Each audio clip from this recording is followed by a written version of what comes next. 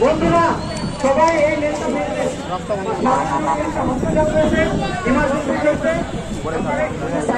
রাস্তা ব্লক করে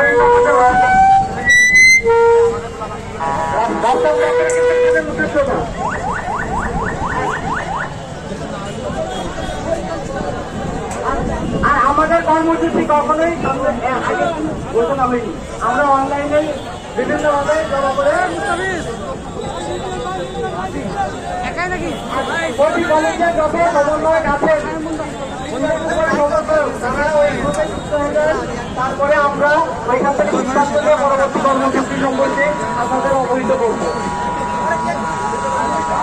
দর্শক, যেমনটি শুনছিলাম, আন্দোলনকারীরা তাদের সমন্বয়কদের সাথে আলোচনা করে রাতে তাদের কর্মসূচি ঘোষণা করবেন। আপাতত তারা হয়তো এই সড়কটি এখন ছেড়ে দিবেন এবং আজকের মতো আন্দোলন শেষ করবেন বলে তারা বলছেন।